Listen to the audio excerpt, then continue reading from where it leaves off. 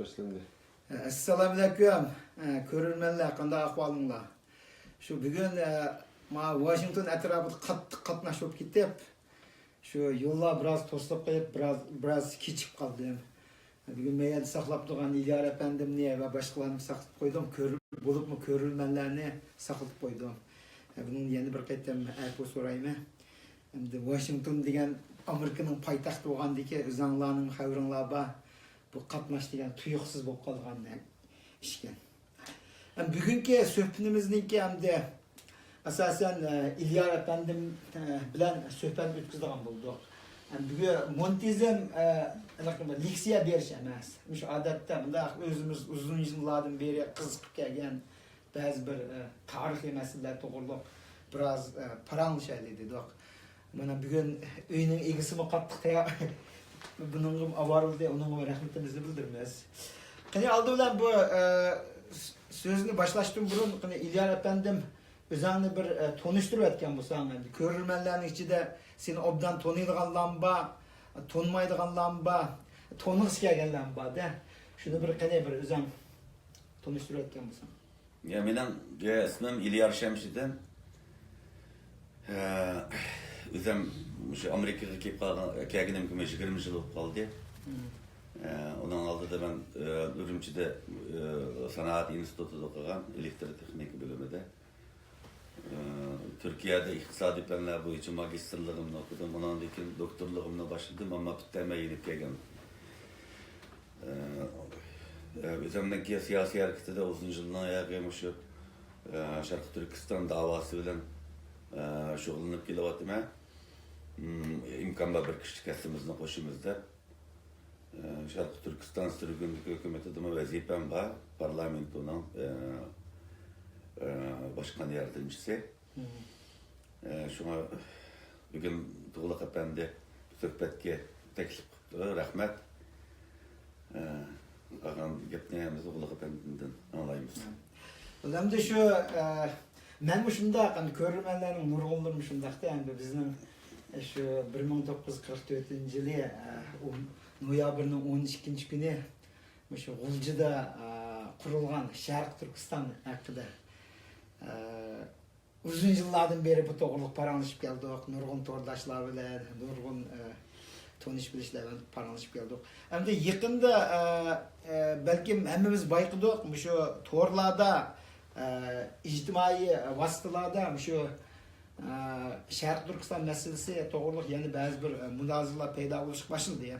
Bo'libmi şu Ahmetcan Qasım efendi ustida yana qaytadan uni munofiq, ishpiyon, xoin deydigan ba'zi bir gap so'zlar bo'lyapti. Shuning qarda o'zimningmi shaxsiy o'zimning ko'z qarashlarim bor. Sening mush to'g'riliq ko'z qarashlaring bordi. Endi mushu masalasiga kelganda qanday qaraysan, mush o'zingning bir ko'z qarashingni bir azroq bayon qilib bergan bo'lsam. Bizim bu şu, benim de benim deb o'tdim.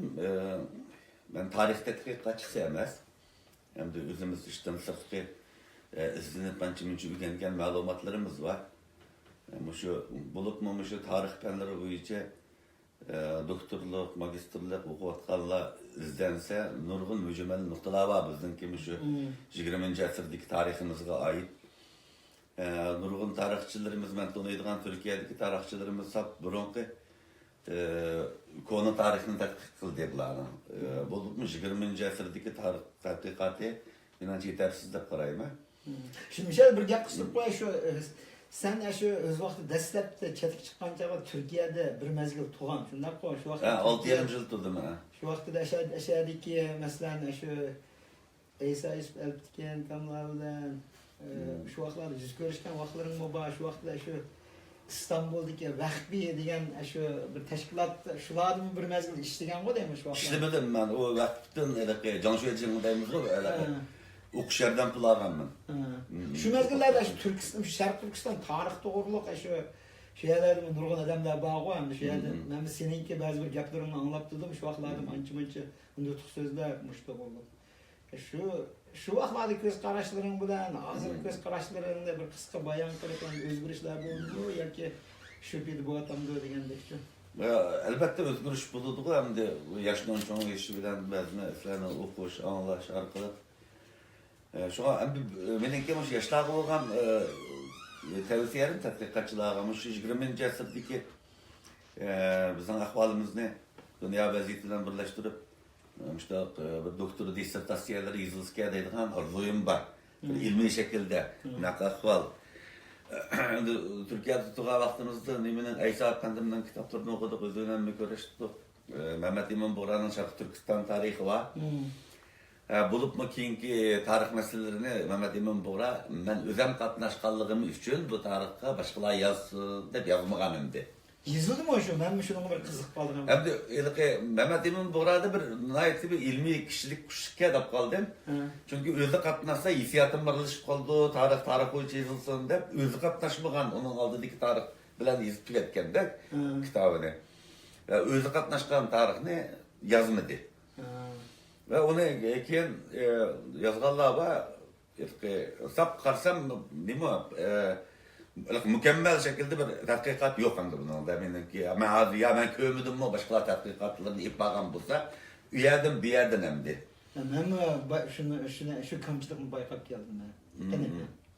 Hem de bu meselelerini bir düşünüş için bu bizde bir şey yazılgan nerselerde tarih var. Manda ko'p diken, anda qo'ygan ki, inqilab manda partilgan, manda jarayan qilgan degan narsalar var. Mesela bir narsa o'tirib qo'yilmadi hozirgacha. Bu bo'lib 44'deki bizningki Cumhuriyetimizning tarkibida KGB'ning jasuslari bormidi, yo'qmidi degan gap. Jasuslik tashkilotininki bir qo'li bormi, yo'qmi degan masala. Biz bunun kelgan chog'da Uyg'urlar haqiqatan saviyasiz ham bilimsiz. Bu masalada rasmiy biz davlatimiz bo'lmag'achqa istihbarat masalasida yetishgan insonlarimiz yo'q. Hammamiz shunday bu masalaga kelgan chog'da savotsiz desak mi bo'ladi. Masalan bir misol aytib Sovetlar Ittifoqininki German faşizmi bilan bo'lgan urushdagi g'alabasida ikki shaxsiyatni nihoyatda muhim rol o'ynagan deydi. Birisi general Jukov, yana birisi Zorgi Richard. Zorgi Richard KGB'nin jasusi, Germaniyanın Yaponiyada turishlik başarıcısı bo'lib ishlayotgan vaqtida bu pash bo'lib tutildi endi. Keyin u yerda o'lim jazosi berdik ya. Buningki apisi Rus, dadisi nemismi, dadisi Rus, apisi nemismi, ashta bir chalg'utga va xeyli yillar burun Germaniyaga avatilganki. Endi Germaniyada shu 3-imperiya uchun, Hitler uchun nihoyat aktiv ishlab, armiyaga qatnashib, g'oyat mamatliq, shu xatarlik vazifalarni ilib ishonchga ega bo'lgan odamki. Ammo oxirsida Hitlerning qo'mondonlik shtabiga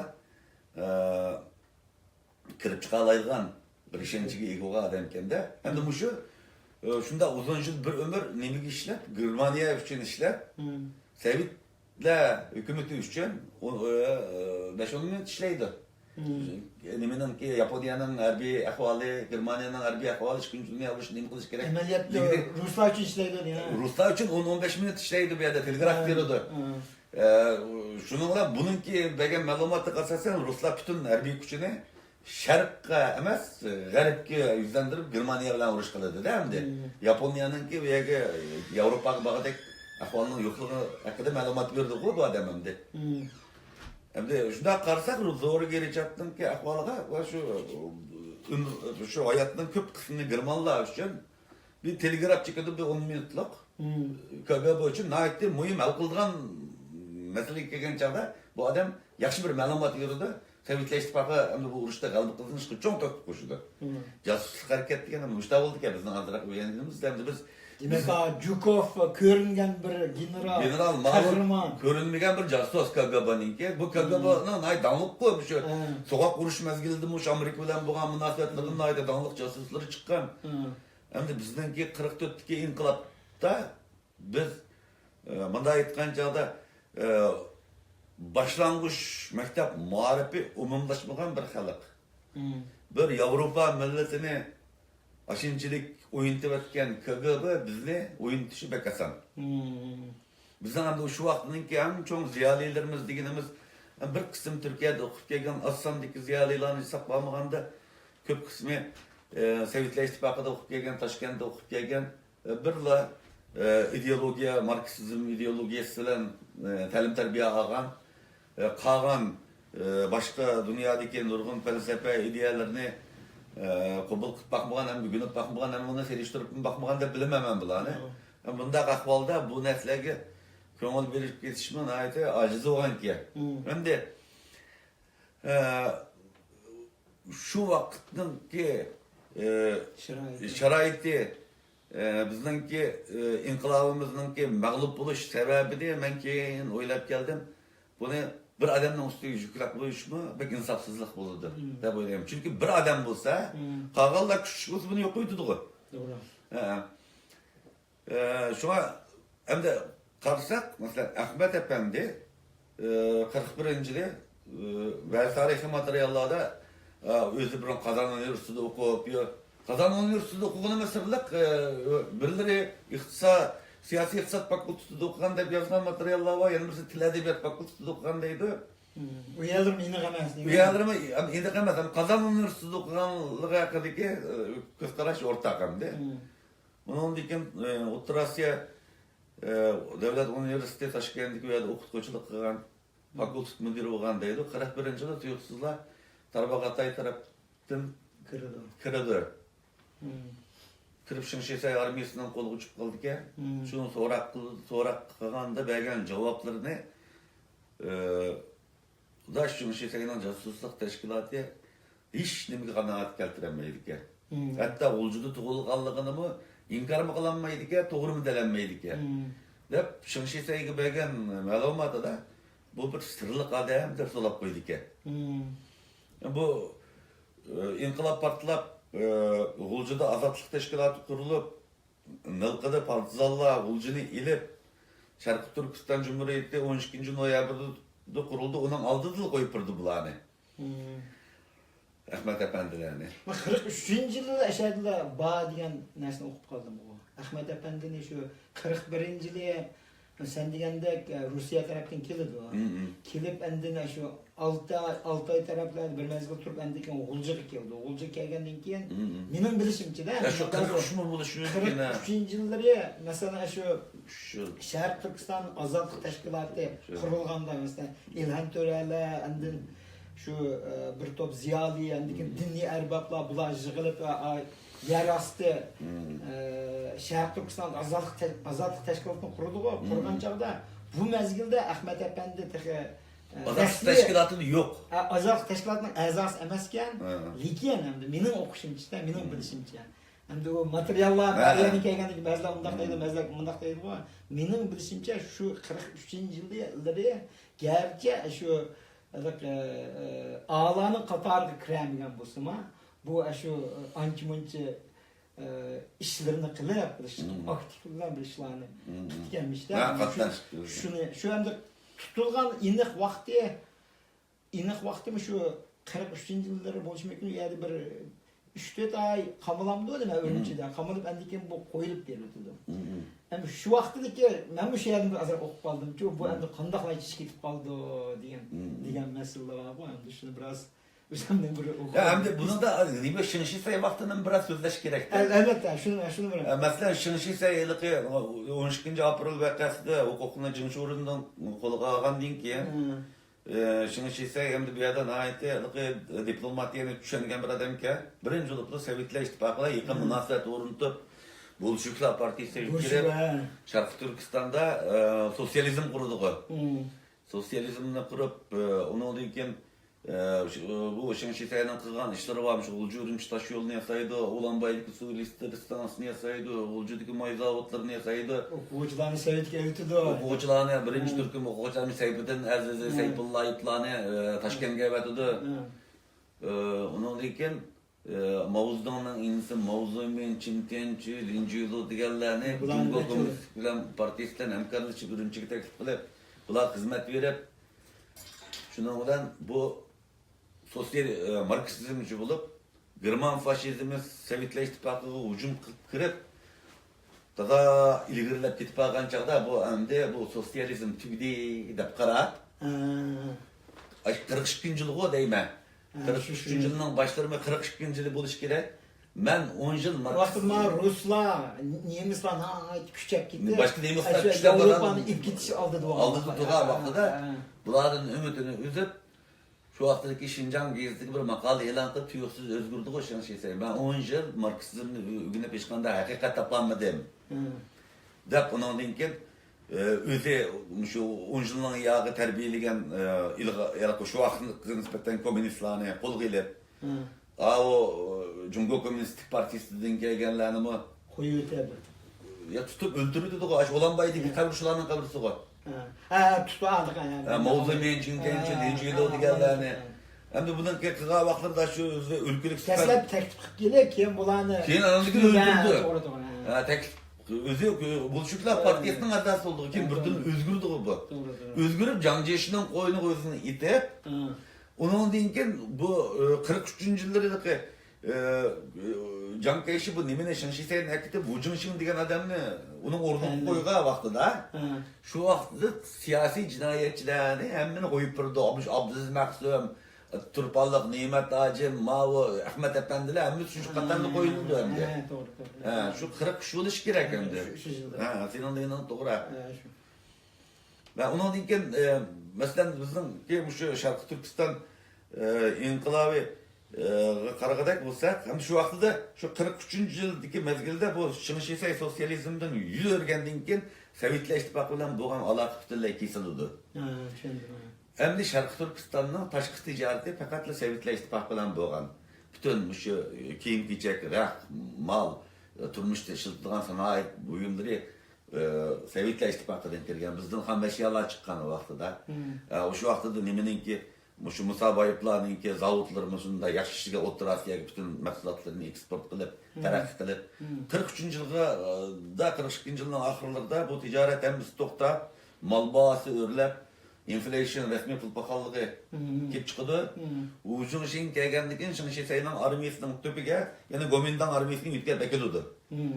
Ekegen ama o işkirdeki yapın vuruşudan çıkan Gonsan'dan olan tırkışı vatkan Gomindan'ın harbi ihracatki iqtisadi güç yetmey, halkı Alman yasakını küçeytirdi. Şunun olan bu Şınışisay vaxtideki kırgınçılık, onun dinkinki iqtisadi qiyinçilik, bu Alman yasak, taza halkının gazını kozgap tuğan vaxtida, onun dinkin bu Geni Batur'la Örümçülük Ekber Batur, Kazak ağinsi bulan Ulcu'nun locaları hemdi. Örümçülük türmüdün geçip çıkıp sancıda bir baytımdandan uyga girip şu yerde onu bağlap koyup çıkıp etini ilip kaçırdık ya bular tağarıplar. Şu vaxtıda Örümçülük türmüdü biraz kıynap işkence çıkığanda bular da inkılap duygusu payda oldu iken de vurun bu Mısır'la Ulcu'nun çoğun nocuları bu bular.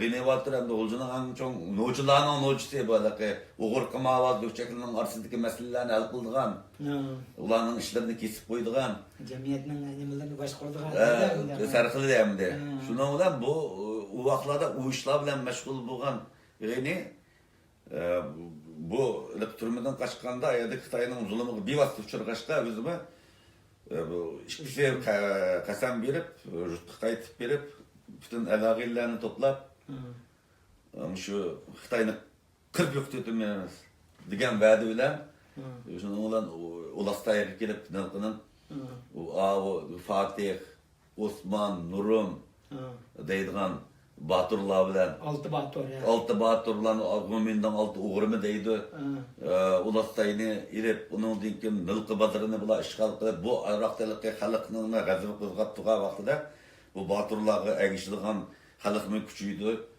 Bularning oldi o miltep, aksi kaltak to'qma. Bu şu partizanlar şu vaqtida şu azadlık teşkilatları bilan münasib bağlagan mı? Ay mening bilishimcha nilqi bazarni ip bo'lgan ekan aloqa bog'laydi ekan. Men bu shunday. Aloqa bog'lab endi g'uljini oldigan hujumda azadlık teşkilatı bilan nilqi partizanlari hamkorlashdi. Şu Abdülkerim Abbas komandanlık kıldı nemin G'ulji shahrining ichidagi isyonga.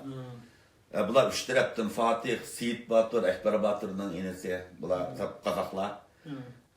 Ahmet Efendi'nin gibi gelsek, o vaxtıda Ahmet Efendi bu işler anlaşmagan vaxtlar. Bunu da görülmeydi, cemaatler bütün bilingen vaxtı emez hem de. Bilingen vaxtı emez. Endi Mesela Gulji ilimi Şarkı Türkistan Cumhuriyeti e'lon qilingan vaqtidami, hukumat a'zolarining ichidami, ministrlarning ichidami yo'q, Ahmet Efendi. lekin mening o'qigan yerimda hamda o'shada o'tganda birsi to'g'rida ashta gaplarni qilibdi, qurol ko'tarib boqmagan, urushga aralashmagan degancha. Mening o'qigan materiallarimda masalan inglizlarning, ruslarning olsun, Xitoydan chiqqan olsun, ashlar hammasi shu hammasida degidek shu urushga qatnashganligini bildirdi. Masalan, shu Cumhuriyetda qurilgan kuni, shu oldingi rat o'tiribdi. Uningdan burun ma harambog'dek urushlarda rasmiy qatnashgan ekan-ku.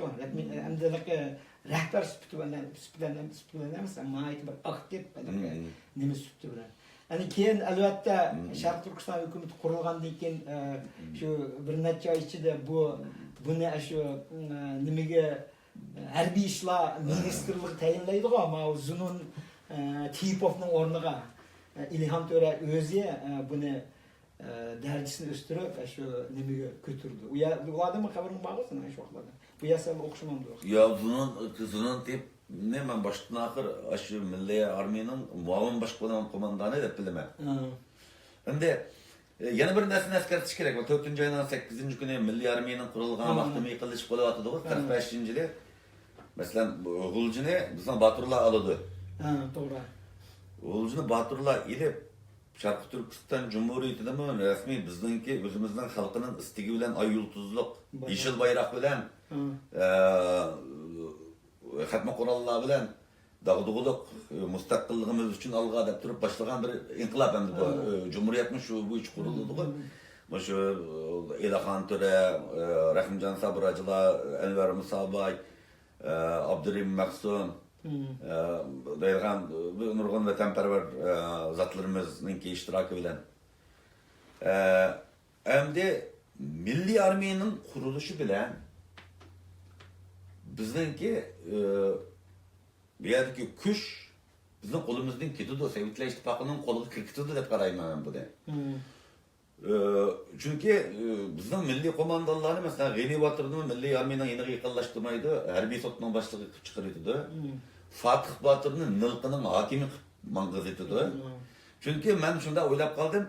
Aşında bir yerge kirip işte Manasteriya boylarına kelip to'xtatadigan plan bakende başlayın. Eğer Geni'ler olsa nimaydı bu oyunda to'xta dese. Kötəlimdə to'xtayman deydi. Birinci bir palionot deydigan uğrusunu Milli Armiyanın baş komandanı kılırdı. Gap ötküzemeydiganlarni Gap ötküzemeydiganlarni pensiyaga chiqirdi bunda aytganda. Masalan, Geni Baturga xalq qahramoni deb medaldan birini berib, 40-50 qo'g'dug'uchini berib, undan keyin Sharq Turkiston vaqtli hukumatidan qanchalik ishlasi bo'lgan iqtisod ajrat deb Geni Baturni o'yin tomoshining yo'liga selitdi. Geni Batur biraz xalqning norozilig'iga uchragan vaqtlarimi eşitchilik kirib ketgan vaqtda undan oldingi vaqtlarda nihoyatda hurmat qozongan, adolatparvar, xalqparvar bir no'chi hamdi bu. Hamda shu ishga kelgan chog'da shundoq qilib qo'ydi, ba'zilar deydi, G'enidek bir Baturni harbiydan orib, qasddan shundoq qilib odamni bekor chiqarsa, odam buzildi degan gap bor emasmi? Şu yolu özü tıkıp koygan Ruslar özü, şu nimeninki, Milli Armiyanınki imtiyazlı hukukunu şu vakıda kolga alırdı. Hem de şu yerde şunu noktayı biraz toxtalaylı. Şu armiya kuruluşdan burun ki siyaset bilen onun din kurulgandan keyinki siyasetler hem de farklı demek çıkmasın ya. Elbette. Mesela fark aşağıda bir mühim mesele var ki, mesela İlhan Töre benim köygen materyalim boyunca, anılganlarım boyunca, çoğunladım anlayman o. Bu resmi müstakil peres, dinli, erbab. Ama mesela o Kazak, Özbek, Tatar, Mongol, hatta Tungan, Muşlanın hemmesine şu biz hemmemiz Şarkı Türkistan'la diyen bir bayrak bilen aldık ekip dikende. Yani onun keyin o mesela cidden maceralar çıkış başlagandan keyin hem de bu İlhan Töre'ni sen Özbek'ten, sen Uygur emasdan, sen şu yoqdan köçüp kelgendin degan gaplar bo'lib, endi u inovatga ega bo'lgan hem de bir cho'ng Sharq Turkistonning reis bo'lgan hem de shu yerdan boshlab bu inovatini tushirishga. İnovatini tushirish meselesi şu bitimninki arpısıda buludu. Bitimning arpısıda çünkü o Bitim arpısı. bitimga qarshi turdi emasmi Ilham To'ra? Qarshi turgandiki buni og'dirib o'tish kerak. Armiya qurilish vaqtida u bo'lmagan deydi. Yo'q. Armiya qurilish vaqtida Ilham To'rani marshal qiladi-ku. Endi bizda shu vaqtida bizda bir kamchilik bor. Harbiy ma'lumoti bor. Bir Sharqi Turkistonliklar yo'q degidek. Masalan bizda Uyg'urlarning ichida birdan-bir harbiy ma'lumoti bo'lgan, keyin Maytaqdagi Gomindan armiyasidan Sharqi Turkiston armiyasiga o'tgan Sopaqin Sovurov bor. Rasmiy Uyg'urlarning ichida harbiy ta'lim tarbiya ko'rgan odam shu. Gomindan tarbiya ko'rgan-ku. Gomindan tarbiya tarafda harbiy ta'lim tarbiya ko'rgan. Qolganlar hammasi Dehqonning ballarığı. To'g'ri. Onun deki şu milliy inqilobdagi ofitser bo'lgan, ancha uch qo'mondan bo'lganlarning hammasi uningki to'liqdan shu vaqtdagi shartlari xat o'qiy oladigan, xat yoza oladiganlar uni o'stagan gap. Chunki ma'rif unchalik umumlashmagan bir raqamda. Savodsizlarning nisbati xili yuqori. Masalan, endi bu yerda yana bir nuqta bor. Uni deyishga to'g'ri keldi. Keyin Polinovdan keyin milliy armiyaningki bosh qo'mondoni bo'lgan Isqaqbek Bununov bor. Qirg'iz nimelik. Ulug'chatliq. Uning harbiy nimasi bormi uning? Uning harbiy ma'lumoti bor. Masalan, burun bu shu Frunze vaqtida Bishkekda o'qigankan Sovetlar Ittifoqidan ta'lim tarbiya olgan Shinshisay vaqtida Shinshisayning armiya boshlig'i bo'lgan Lyujang bo'lgan odam bu. Masalan, bu bizningki 33dagi Qashqarda turishliq Mahmud Muhidiningki diviziyasini Shinshisay Sovetlar Ittifoqi bilan birlashib o'tirib bostirdi-ku Tunganni, Uyg'urlarni, Xo'jina Yarg'ajining harakatlarini uni o'ziga tortib, Mahmud Muhidi Hindistonga chiqib ketgandan keyin Turpalliq Abduniyaz buning qo'mondoni bo'ldi. Mushu qo'shin bir diviziya oxirgacha urush qilib hammasi yo'qaydi. Sovetlar Ittifoqi bilan Shinshisay armiyasining birlashma hujumiga uchraydi. Mushu Shinshisay armiyasininki Lyujang darajali qo'mondoni Isqaqbek Mununov 44dagi bizningki bosh qo'mondan bo'lgan odam. Shunga dastlabda inqilobni Sovetlar Ittifoqi shu janub tarafdan Toshqo'rg'on tarafdan chiqaramiz deb Isqaqbekni Isqaqbek u yoqda bir g'alaba qilolmaydi o inqilobda. Keyin oyoq shimolga keladi. Shimolda inqilob sharoiti pishib ketilgan. Avval uni bizning xalqimiz qo'zg'agan, keyin Rossiya nima Sovetlar Ittifoqi ega bo'ladi-ku buning qo'lini tutib. Bulup şu muntazam armiya degan gap, agar muntazam armiyaning huquqi sening qo'lingda bo'lmasa, askar sening bo'lgan bilan, yana baribir buni boshlaydigan yerga shu qo'mondan boshlab ketadi-ku. Buni biz davlat tashkilotidan uzoqlashib ketgan, armiya kuchidan uzoqlashib ketgan millatlar biz bularni bilmaymiz-ku. Bu yerda armiyaning bir besimi bor bu yerdagi masalalarda boshdan oxir. Masalan, Nanjingdagi Gomindanning qurultiyiga birlashma hukumat bo'lgandan keyin boradi-ku Ahmadjon Qosim, Abdukarim Bombosovlar. Nanjing shu vaqtida Tungan polkininki polkovniki Keramajini taklif qilsa, Keramaji shu vaqtida bu o'yinlarning hammasini sezib ketib, men shuni aralashmaydi debdi. Desa Isqaqbek bu harbiy buyruq berishim kerak deb majbur olgan shuninglar. Bo'lmasang bo'lmaydi deydigan. Biz shu harbiy huquqni 45-yilda berib yetdik. Masalan, bunun yana bir misali nima deganda 45-yilda bir batalyon askarni Aqsuga tushirdik. Sopaqin Sovurning boshchiligida.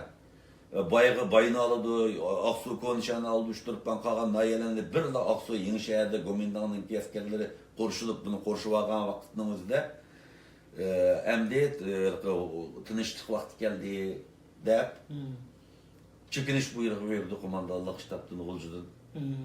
Beganda buyruq bo'ysunmaydi dastlabda Sopaqin. Sopaqin bo'ysunmaydi. Bo'ysunmaydi. Men iriyotib ham beyani deydi. Bütün harbiy yordamni to'xtatib dedi.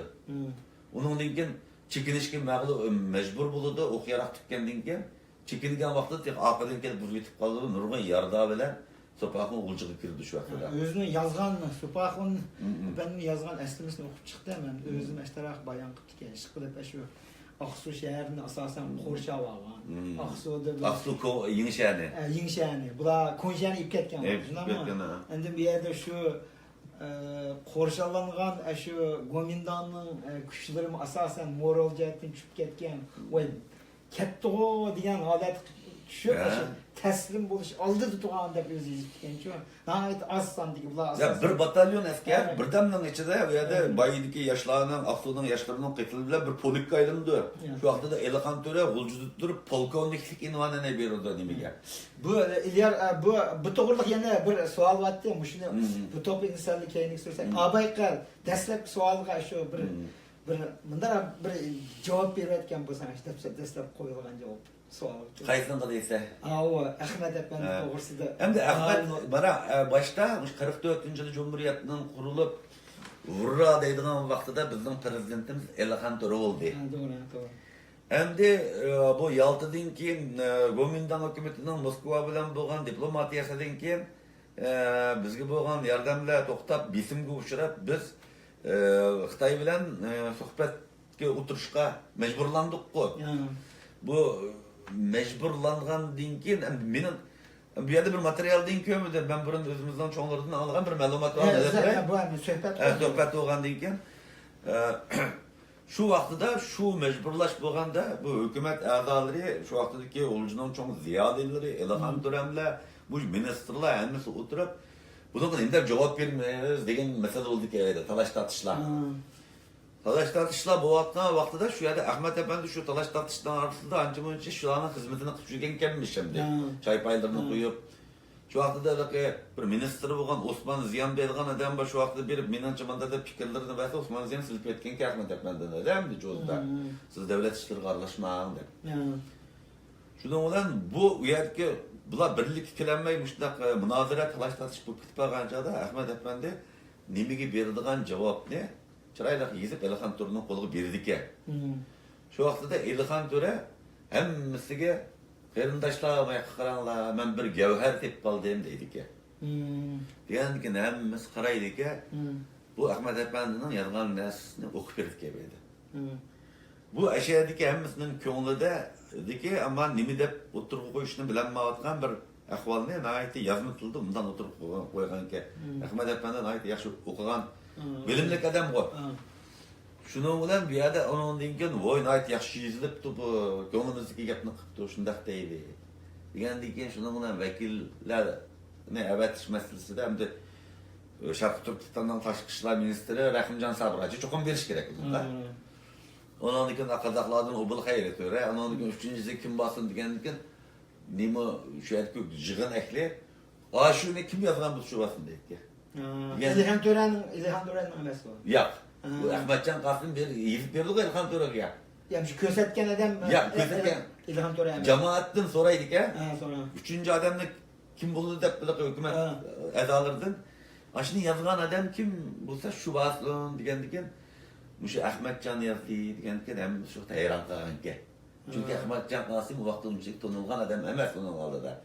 Yazılanlarını kayık kötükken de. Kayık evet onun aldı da Ahmetcan Kasım'ı özü 30 par Kur'an'dan okuyalaydı Kur'an kitabını yaxşı. Elihan Töre bilan davamlı yaxşı münasebetde 5 vaqt namazında toluq şugen adam ekan da. Şunun bilan bu adam Ürümchiga vakil boradi. Hamda Uyg'ur jamoatchiligimi Ahmet Efendi'ni tonigan vaqti Jang Jujung bilan o'tkazgan suhbat. Şu vaqtda giyistlar besilib turibdi. Jang Jujung munda debdiki Ahmet Efendi mundaq deb deydigan. Gaplar Ahmet Efendi jamoatchilikka shu vaqtda ham yaxshi tanilgan deydi bizim çoğunlar. Hamda bu vakiller dastlabki berib Jang Jujung bilan ko'rishganda bir Sharq Turkiston Cumhuriyetininki vakili deb ko'rishdi. Doğru. Ko'rishganda Jang Jujung ben qabul qilmayman. Ben müştaq ili qo'zg'olonchilarining xalq vakili desamlar, qabul qilmayman, hukumat vakilini qabul qilolmayman degandan keyin Uljuga telegraf çekse Elihan Töre yenip kelingan davası deydi. Çünkü bularning başta bağlan sebebi erkinlik, azatlık için biz nima uchun behuda qon to'kamiz degan narsalarni o'tirib chiqarganda Elihan Töre biz musulmon behuda qon to'kishni xohlamaymiz. Berib bu kurashgan birinchi qitim bularning muddasi Gomindan armiyasi va hukumatining Sharq Turkistondan bexatar chiqib ketish masalalari haqida paramlashimiz deb bordi bular. O bulmay o Jang Jujung'dan atepken ağan ki yenip gelen de yenip kelgen dinkin anandikin hükümetin ki edaları işte de talaş tartış bulup qanday qilamiz degan talaş tartış bo'lgan vaqtida Mishad uchun bir yechilmagan bir masala borda. Masalan, ashada u Sharq Turkiston Cumhuriyeti vaqtida o'z oldiga biz mustaqil davlat deb e'lon qilib bo'lgan bir davlat. Endi ashaga shu uchini avatganning o'zining masalan shu bir bisim orqali bo'ldimi yoki endi shu abay sen degandek, sen bayon qilib o'tgandek shu ashtaq bir suhbatlashish ehtiyoji bo'lib kelib, avatilmiş. Şu mesela, endi o vaqtida mesela mening o'qiganimda bu aniq bo'lgan, buni Xitoy tarafdan e'tirof qildim. O vaqtida Sharq Turkiston degan mesela shu bitimni suhbatlashdan burun degan Sharq Turkiston Cumhuriyetining kuchab talliga chiqqan vaqti. Mesela sahabay deb onun oldida partizanlar deydi. Nilqida partizan bor, Altay Chechak taraflarda Osman Baturlar bor. Ma tarafda yani her uşak aslında partizanlar grupları bular öz aldığa her bir rayonlarni so'rab bo'lgan. Go'mdonlarni asas so'rab bo'ldi. Endi keyin shu vaqtda Sharq Turkiston hukumati ham qanday sabablardan bo'ldi işte bir muntizim armiya qurishni bir ehtiyojini ait vaqti bo'lib qolganligini bilib, endi keyin işte muntizim emniyeni kurdu. Şundamı? Sovyet'ten her kıl korallarını ekildi, hatta ayıplandırımı bağ vaklarda.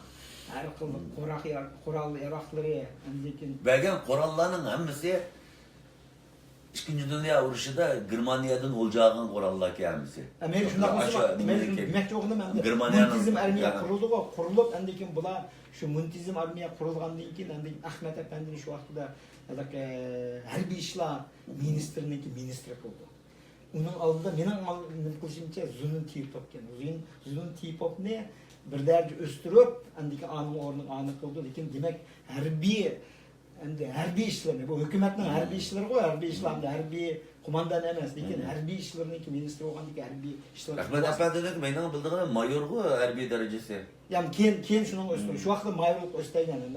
Meni demoqchi bo'lganim shuningdan keyin muntizim armiya qurilgandan keyin bular sen degandek har bir yerlarni ilib, lekin bu hammasini birlashtirib, lekin Oqsuga avatidi, So'paqumlarni, Oltoy taraflarini oldi, lekin bular Manas dariyoga hujum qilib, opirib, shundoq Jing'dan Shexo'dan cho'ng urush bo'ldi. Jing Shexo cho'ng urush bo'ldi. Bular ip ketgan ekan, supurib mangdi. Manas daryosi bo'yoq bordi. Manas daryo bo'yoq borganda 15 mingdek askar bor. Urumchiga 150 kilometr kaldı. 150 metre sen bilen biz hazır maşinaydayız şundan mı? Ben hazır 150 kilometre jiraf yerine hazır geldim. O ne saatlik iş, bunlar tankları var, hemen var. Ama şunda küçep ketken bir hükümet. Ürümçi'ye mesela iş 3 saat içinde 40 kilo var. Ürümçi'de şu vakti da Xitayning materyallarını inip bizipti. Şunun Gomindan'ınki qo'g'irg'ich askerler kaptı.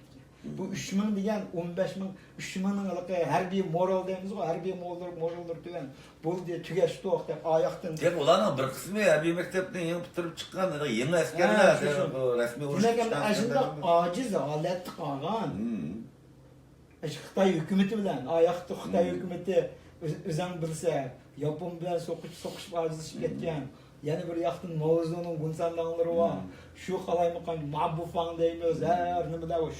Şu ahval aslında şunda acizleşip ketken vaqtida nima uchun ashlarni oldiga vakilda shu suhbat ustiga bordi degan savolga men shu uzun yil o'ylab ketdim. Nima uchun shu bo'ldi shu yerda? Masalan, ashiyada Sovet rol o'ynadimi? Yoki bu yerda ba'zilar bayon qilgandek Ahmet Efendi cho'ng rol o'ynab, buni shu o'zlari sen abay degan narsa bir narsa bir yerda aniqlandiku. Uni Ahmet Efendi'ni şunun ko'rsatganlar İlhan Töre'den emas dedim. Ya şu İlhan Töre ba onun içinde de hem de. İlhan Töre ba tasqildi degan tasqil bo'lmaydi. Demak, endi shuni Ahmet Efendi o'zi yerda qo'yib, men ashuni jazman baray. Yakimiz bir bisim orqali mushadan bo'lmaydi deb uchchining ikkisini orasiga buni selib, uch qilib avatdim. Mushu masala bir tadqiq qilish to'g'riliq masala ekan. Ya men sanadır anlagan dedim çünkü bular birinci qitim u Azatlık Teşkilatı'na Ulcu'daki Sovet Konsolosluğu'nun bergen vədisi var. Borisov degan bunlar. Bular çünkü ili halkı Urus kışanmaydı. Çünkü ili sultanlığını kurgan vaxtida Çarusya bir eskilik qilgan qo'y bizni besib olgan shu vaqtida. Uchun bu ruslarga bek ishinib ketmaydi. Onun dikin bu 18-yili bizniki bu Almutudun Uyg'ur rayon taraflarida O'taq faciası dediğin faciadan nurg'un odamni o'ltirgan ruslar, qechib kelgan G'uljiga. Shu rusga qarshi bizning ili xalqining ko'z qarashi bek yaxshi emas. Uning shunga nurg'un va'dalar bilan biz rus ishonmaymiz degan ruslar jiq va'dalar bilan sizlarni biz mustaqil qilamiz degan narsalar bo'ladi-ku. Keyin urushda o'qitimiz bitim qadam bavatimiz degan masala Xitoyliklar bo'ysunib Xitoyning tavalligiga kirgizishlar degan bisim emas u. Qanday qishni to'xtatib, tinchlik yo'li bilan masalalar hal qilamiz degan bisimni qilgandan keyin u yig'in ilhom to'rimi qo'shildi buningga. Şu mesele diyen hazır müstakillik meselesi mi o? Yerli kalıkta özü ilgidar. Hazır dastlabki bu yig'inda bularga Sovetlar İttifaqının 2. dom deydigan asosli harbiy ma'lumotlarni shular boshqurdi-ku. Bizni Urumchiga berib, Gomindan bilan chiroyli qaramlashib, tinch yo'l bilan ishlarni hal qilamiz degan bisim bu endi. U hukumatning bekor qilayotganlar, mustaqilliklarni berayotganlar degan bisim yo'q boshda. Endi buningda anda bo'lganki yenib keldi qo'shish vakil G'uljiga. Yenib kelgandan keyin yenib kelish harpisida, masalan, bu kommunistlarning bir cho'ng alaylik va pishni pasat taqsida dastlab seni yo'qotish uchun. İlhan Törün sen abim degan bu encanlık, doğruçi, inqilabdan burun teyip sıkıgan emasın bu adam. Bu hükümet işlerinin elinde parılış oldu ki tarancılar tutsa bir yerde. O bu deydiğin gepler, onun dikin ziyalıyla katılımının işi de bu adam haterlik engelleyenin casusu deydiğin gep mi batıkı? Bolup mu Sovet İslam yolu mangudu diyen gepler. Pan-İslamiyet. O vaxtıda Pan-İslamiyet diyen ağırlık terörist degan o'xshash gap ku. Sovetlar ittifoqida bu pan-islamist, pan-turkizm degan qattiq harakatlar ipag'an qarshi bizga shu keyinlar ipadi. Uningdan keyin ili qo'zg'olonchilarining vakili deydigan sifatni qabul qilib berish masalasida Ilhom To'ri yo'q. Uni rasmiy jaynaklab hükümet a'zolari ko'p sonliq o'shaga berishga ma'qul keldi deydigan ovozni qo'shdi. Ahmadjon Qosimov shuning ichida hamdi. Urumchini berib, xalq vakili degan kimlikni qabul qildi. Vaqtidagi xalq vakillari Nikina Xinjiang degan nimalarni qo'l qo'ygan yeri bor-ku.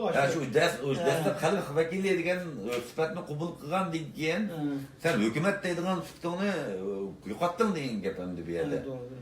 Hem de bir yerde bulanın sohbet jarayonida talaş tartışlar bulup ahire 11 maddelik bitim şekillendirdi bu.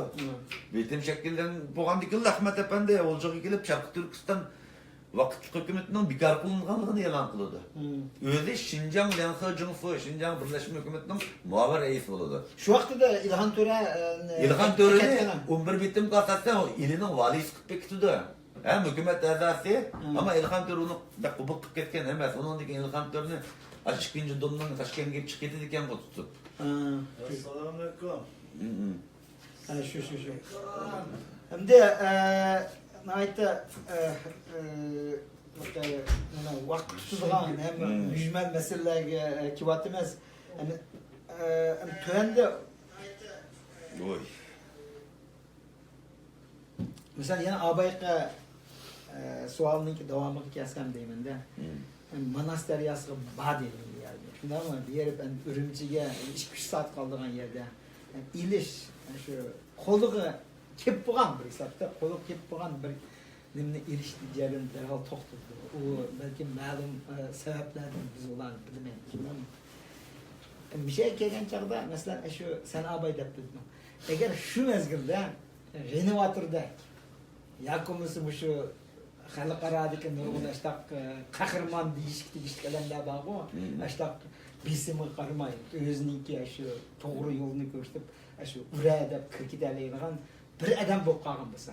Masalan, renovator ashada yo'q. Men yuqorining buyrug'ini olmayman. Sovet ittifoqi bilan chattig'im yo'q.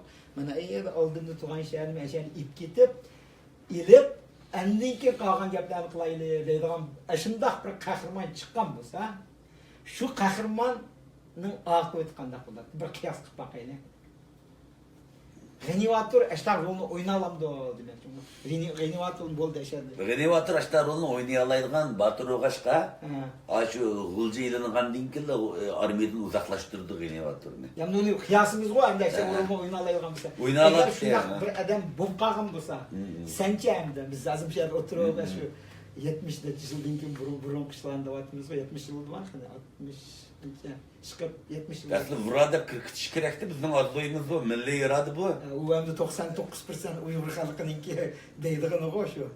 Şunun için hem de şu sualını bir koyğum kelip kaldı. Eğer aşındaq işini qilgan bo'lsa, şu yerdə it etemdi, yakımız ürümçik bağgandan keyin başka bir usullar bilan uni ojiqtirib etemdi, uni demek hem de şu vaziyette, mesela şu vaziyetten sen abdan bilsen o diyen o 4. ayının 1'i deyman, 4. ayının 1'i 1945 yılı. Sovet İttifaqının aytib güçlüğünde Berlinni aldı. Berlinni aldı deganlar, şu 2. Dünya Urushininki g'albi bo'lgandan keyin Sovetlar İttifaqının g'albisi. Sovet İttifaqındaki şu faşizm qarşı turuşununki bir nima bo'lgan, şu vaqtda bular andiki uningdan o'tgandan keyin andiki şu Sovetning Amerikaning Roosevelt, andiki Angliyaning Churchill, Stalin bular üçten bir yer ko'rishmoqchi. Şu vaqtda Stalinning qanchalik huquqi bor degan chog'da Amerikaning Roosevelt var, prezident Roosevelt. O degan kasal deb tutib parlashdan boshqa yana nurg'un boshqa. Yaltada görüşüdü bular. Ha. Aşağıda Yaltı'da görüşmezden o Avrupa'da yoki Amerika'da görüşse çünkü bizim prezidentning ahvoli ma'o degan Stalin yoqda ekan. Yo'q men u yerga bormayman bir şey kelinglar degandan keyin bular Churchill bir şey bordi, Roosevelt bir şey bor. Bu başka bir tarix maqala ama mening demoqchim şu huquqli adam, Stalindek adam eğer bu üççüde oturup bu bütün dünyanın her qanday yer urushlarni to'xtayli deydigan eştaq bir besim bo'lib qolgan bo'lsa, U bo'lgan bu. Bo'ldi shu. Shu tufaylidan bo'ldimikin deyman. Çünkü darhol to'xtalib qolgan. Aşağıda bir muntizm armiya bo'lganda gap anglamay amal yo'q. Genivator partizanlıqni qilgan ishni ala qilolmaydi. Yuqoridan buyruq tushgandan keyin aşağıda to'xtab tursa, qolgan narsalarni yuqoridan belgilaydigan narsalar. Menimcha endi shu cho'ng davlatlarningki bir bisim orqali shu yerda to'xtalib qoldimikin. Deymanchu. Ya u bisimning bo'g'ini %100 Sovetlar İttifaqı u bisimni qildi Sharq Turkiston Cumhuriyetiga. Hem bitimga o'tirishimiz urilganlar shular. Endi bizchu desam biz umumyuzlik mustaqillikni tushuntirib oldikmi? Desam yo'q. Endi bu yerda bunday masala bor. Şu 30 yıllarda bu Çin Şisey'nin Marksizmni Bolşeviklar Partisi'ne kirgenden tatip bizden nurgun ziyadilerimiz Marksizm çok ketdi. Marksizmçılar üçün azatlık, sosyalizmnin kuruluşu. Şarkı Türkistan'ın müstakillik emas. O devletlerinin nimesi emas da. Bularning g'oyasi ham butun dunyoni komünizmga internasional hareket klubu ham tili yo'qaydi, hammasi barabar bo'ladi. Komünizmning g'oyasi shu, bu shu g'oyaning qahramonlari bizning urug'larimiz. U shu vaqtda biz mustaqil bo'lamiz deganda diniy ruhoniylar bular diniy asabiylar deb qaragan, panislamist deb bu xuddi panislamist degan hozirgi terrorist degandek bir gap hamda. Bizning ko'p masalan bir gapni deb o'tganda G'enivatorning Almatoda bir xotira kunida da Ujudunan tepip nimeler aşırkamlar bu şey Ziya Semedi'nin söyleyen sözü var mı? Ziya Semedi'nin bir gibi ben dikkat kaldım sen dikkat kılgansızlar. Biz Xitay Xalq Cumhuriyetimizden öz ixtiyorımızdan birleşken deyen gibi var. Aç videoda bak. Ne video var? He, onun için Milli Armiyinin mi Ürümçi'de Wang Jun'un koşullarını resmi paratilen kubul kılıp karışağa yeri var. Bir yerde bu birleşiş yoki Sovetlar İttifaqının sözünü mecburi anlab qoldik deydiganlar kuchmi bor, buning uchun turgan. Ammo xeyli ko'p sondagi kommunizm g'oyasi bo'lganlar bizning mustaqilligimizda ancha e'tiborga olmagan vaqtida. Biz sotsializmni qursak, millatlar barobar bo'ldi, xalqimiz qutuldi deydigan narsa. Bu shuning ichida Ahmadjon Qosimov bor. Buni Bir adam yürüklep koyup kağalla emesi müstakil işte bir Ahmetcan Kazım bununla karıştırgan degeni bolmaydı. Doğru. Ve bunun işedeki bir seyemdi bu. Keyinki hem daha 49. yılı şu dinleyicilerinin, endiki şu Xitay Komünist Partiyasının vekilleri şunun aralışıp ketiş jaryanına da küzütüp ötüdüğün bolsak, bir nahayetlik tuyuksuz, nahayet çakkanlık falan olup ketken demek şu Ulcu taraptaki şu nima Ulcu taraptaki kişiler eğer şunu özlükten kabul kılmagan bolsa, bu dinli için var kiremet diye yani. Şundan baramaz.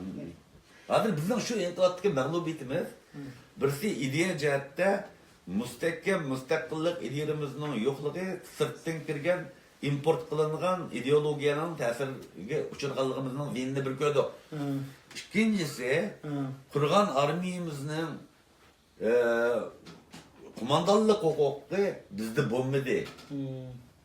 Kan tökken asker bizden bolgan bile kumandan sırttan boldu.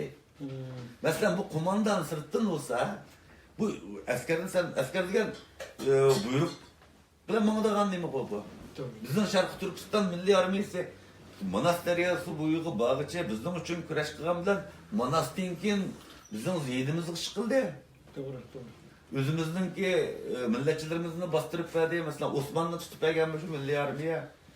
Kalkan milletçilerini Pan-Türk, Pan-İslamist itip gelmişler. Şu an bir hukuk nayeti mühim. Mesela vatanının azatlığı için benim cinimni vermen diyenler yetmeydi.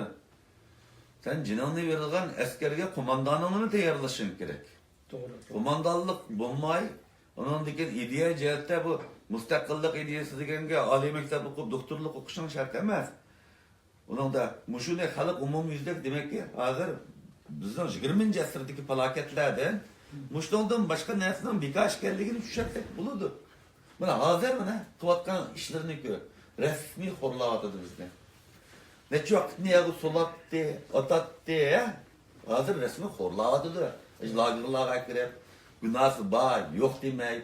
Erkeklerimizge ayarlarına tutunucu kuzup, kemisti vatıdı, resmi adam kazardı demek, horlavatıdı. Bunlarla birlikte yaşayan ağlamız kanmıdı bizden hazır. Özleri şu derece apırvatıdı o özlerler. Şu qaniyat sual tayyorlab qo'ygan nurg'un yana savollar borki, vaqt mı biraz saatdek bo'lib qolibdi. Qanday bir 10 minutdek tanaffus qilib, yana birdan paranglashamiz efendim. Meyli. Şu nima qilishdan burun mana tanaffusdan burun men bir qancha kitoblarni o'qirmanlarga bir tanishtirib o'tay. Mana mana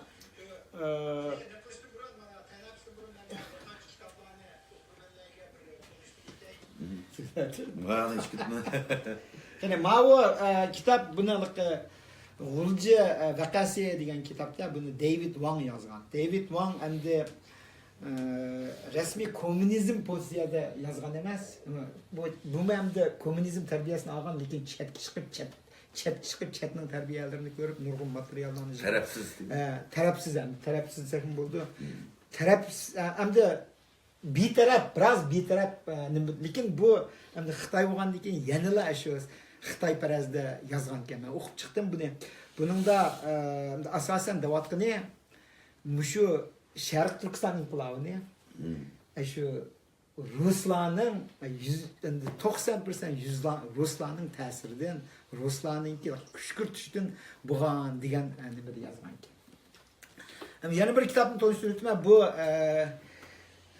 Seyfiddin Aziz Efendim'ninki Ömür Dastani degan kitap.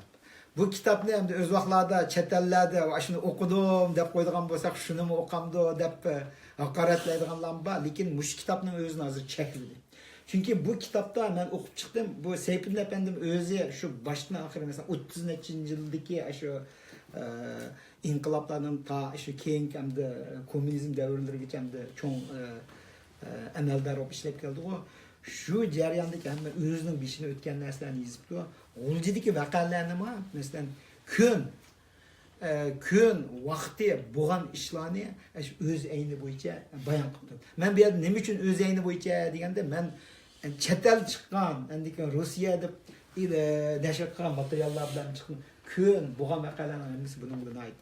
Bu kitobni men o'qib chiqishinglarni tavsiya qilaman. Bu kitob Endi hozir cheklendi, Xitoy cheklendi. Endi uning sababi nima o'qimadim, bu bir ilmiy sifatda yozilgan kitob, tarix voqeani bayon qilgan, buni cheklayotgandan keyin bu menga nisbatan texmi qimmatli bir kitob bo'lib qoldi. Men yana o'zim yana bir o'qib chiqay deyapman, keyin buni tanishtirib chiqsam bo'ldi bu bir. Endi ma'lum kitob bu endi ili qo'zg'alini deb Oakland Universitetining professori shu 70-yillari o'z tadqiqot yurgizib, tadqiqot ilib berib, shu kitobni yozgan. Buningda endi 1944-yildan 1949-yilga musulmonlarning Xitoy hokimiyatiga bo'lgan challenge ne deymiz? Shularga bo'lgan o'zining kirishi deb alayli. Shu raqobati deb asaqildi. Shu raqobati degan buningda nayta haqiqatan betaraf yozgan kitob. Chunki bu Linda Benson 70-yilda yozgan o'z bir professor. Bu kitobni yozishdan burun shu o'zi o'quvchi vaqtida ham doktorlik unvoni olishdan burun shu bir gezitdimi bir yerda mushtaq bir Sharq Turkistonning vaqasi to'g'riliq bir yerni ko'rib kelib bu qiziqib kelib to'xta bu masala to'g'riliq chet elda hech qanday bir kitobmi yo'q ekan, materialmi yo'q ekan deb bu o'zi shu 10 yil izlanish ilib berib Tayvanga bordi, Xitoyga bordi, Angliya deymiz, Rossiya deymiz, o'sha masalalarga berib nurg'un materiallarni to'plab bu kitobni yozib chiqdi. Bu Linda Bensonning ko'z qarashi bo'yicha bu Sharq Turkiston inqilobi ne yerlik millatlar, yerlik Turkiylar, bu yerlik Türk millatları, yerlik Türk millatları şu Xitoyninki shu Xitoyning shu zulmiga chidamasdan, shu Xitoyni Teltöküz şu Sharq Turkiston ziminidan chiqirib etimiz degan mustaqil ideya bilan qo'zg'agan inqilobda, lekin keyin oxirgi bosqichlarga kelganda Abay sen deb o'tgandek kommunizmninki ta'siri bilan, hamdaki shu yana imperializm, pan-turkizm shularning hammasining ta'siriga uchrab kelib, lekin shu tarix davrida nihoyat bir talaysizlikdan bo'lgan voqea edi. Ikkinchi dunyo urushi bo'lmagan bo'lsa deydi. Nima? O başka bir şey oldu gitti. Endi şunda nurgun başka. Mesela Nılgı partizanlarının 1500 ketken Nılgı partizanlarının hücum qilgan chaqda 500 ning qo'lida o'miltiqlari var. Lekin Nılgıdagi urushlarda o'ljagan Gomindaning qo'lidan olgan ancha parol bor. Qolgan birman odamning qo'lida kaltak to'qmoq bilan oladi o'ljini. Muntizim armiyadan keyin rasmiy qo'ral kirdi o'ljaga yana. Endi men shu endi chet elda yashayotgan endi yoshlarga nisbatan aytganda shu davrlik tariximizni mushu kitobni asoslanib ko'rib chiqsa deb tavsiya qilaman. Bu kitobda endi bir qismlarini men tarjima qilib bo'ldim. Lekin buni to'liq tarjimasini chiqarish uchun buni ruxsat ketadi. Hozirda u chiqarish oldim. Buni ruxsat olish uchun nurg'un ishlar ketadi, iqtisod ketadi. Qani vaqti kelganda uni nima qilamiz? Buni Uyg'urcha tarjima qilishga men asosan tarjima qilib bo'ldim. Lekin nashr qilganga Abay deb o'tgandek uning sharoiti yarlanadi. Endi yana bir kitob, ma'ni Xitoycha yozgan bu Maynur xonimningki Ahmadjon Qosim Aslimisi degan kitob. Bu kitob endi ikki qismli, mana bu yuqori qismi, buni Uyg'urchasiga tarjima qilib bo'lgan. Hozir buni chekildimi o'qimayman. Eğer Xitoychani bildiğinizlar olsa, shuni o'qib chiqsanglar bo'ldi. O'qiganda shu tarix voqealarga ko'l Abay deb o'tdim-ku, buningdimi bo'lgan tarix voqealarni boshqacha dalamaydi. Yani shunga o'xshash nimalar bor. Meyda bir narsani deb o'tay, o'tganda birisi Ahmadjon Qosim hech qachon Sharq Turkistonning izniga taqmagan degan bir gap bor. Amaliyot taqgan. Nega qaraydigan bo'lsak, men bosqanda mana osti tarafdagi iznek var yani. İznek tarafı barasında var. İznigide Sharq Turkistonning ayıltuzluk bayrağı var.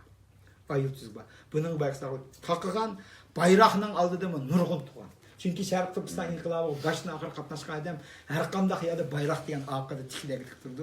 Bo'lib mu harbiy ministr bo'lgan adam degan bayraqni taqmay o nima emas. Shuning uchun bayraq taqab baxmagan, urush qatnaşmaq baxmagan degandek bu gaplarning hammasi yolg'on deb qarayman.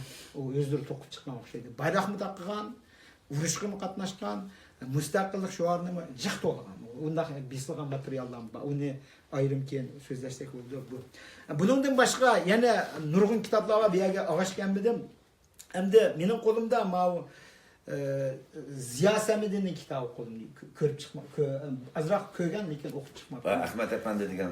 Ahmet Efendi degan. Endi yana nurg'un Pachpurat nashr qilingan kitoblar bor. Endi bu kitoblarning ba'zilari hissiyotni yomon chiqib kirgizib deb tarixi vaqalarni o'zlarining ko'z qarashi bo'yicha tushunadiganlar bor. Endi u kitoblarni o'qib chiqsanglar bo'ldi, lekin o'qiganda sal diqqat qilib o'qisanglar bo'ldi. Masalan, Abaqidek Ahmetcan Qasim bir pay o'q etib boqmagan, iznak taqab boqmagan, bayroqni orqaga osmagan degan gaplar ular asosi yo'q gaplar deb qarayman. Qani qolgan davomini yana bir 10 minutdan keyin boshlamdoq. So'qlab ketib bo'ldiqlamdi deymanda. Qani rahmat ko'rilmanlarga. Yana bu da uçuruşlar bo'lib qolar. Yana davom bo'ldigandek turdi. Rahmat.